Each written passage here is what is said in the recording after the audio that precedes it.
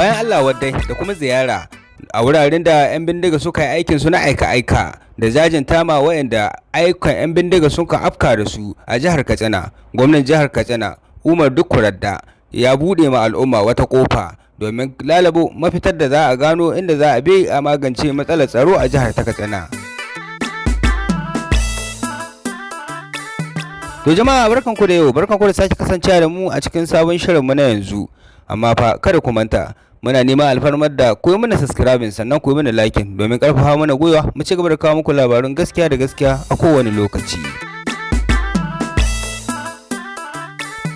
Yanzu haka gwamna Dikko Radda ya bude kofar tattaunawa ga dukkanin al'ummar jihar Katsina kai tsaye domin lalabo yadda za a samu mafita akan matsalar tsaro. Wannan ya biyo bayan zafafan hare-haren da 'yan bindiga suka kai a wurare daban-daban a jihar ta Katsina a 'yan baya-bayan nan, bayan ambata sulhu da aka yi a ƙaramar hukumar mulki 4 ta jihar ta Katsina da 'yan bindiga. Dikko Radda ya bayyana cewa gwamnatin ta tana iya kokarin sa wurin lalabo harkar tsaro da kuma magance matsalolin 'yan bindiga, inda ya ce sun kashe makudan kuɗi domin saya ma wato 'yan bijilanti da kuma security guard wayanda jihar Katsina ta ɗauka kayan aiki domin tabbatar da tsaro a yankunan na Katsina baki daya. Amma fa Dikko Radda ya ce wannan abin bayan takaici da haushi da bakin ciki da yake sa su a matsayinsu na 'yan Katsina, yana ƙara tabbatar musu cewa dole sai kowa ya zama jami'in tsaro ta hanyar kawo rahoto ko kuma information cikin gaugawa na wasu ɓata gari ko kuma wasu waɗanda ake zargi a cikin unguwanni da kuma ƙauyuka.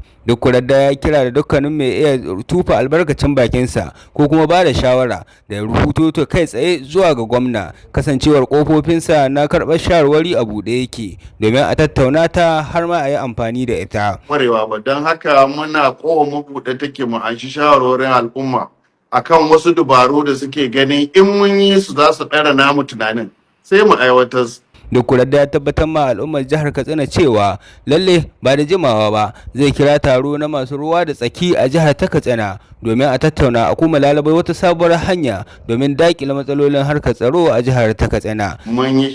kira tun ina can kayan dawo na kira wasu da yawan su na shawarwari da su, na kira manyan mutane da yawa na yi shawarwari da su, domin mu bamu da monopoly of knowledge. Yanzu haka dai za a kira dukkanin wani wanda yake da ruwa da tsaki a lamuran da suka shafi jihar ta Katsina domin tattaunawa a kowace jam'iyya yake har ma a kowace aƙida yake ta addini, kamar yadda gwamnan ya ambata.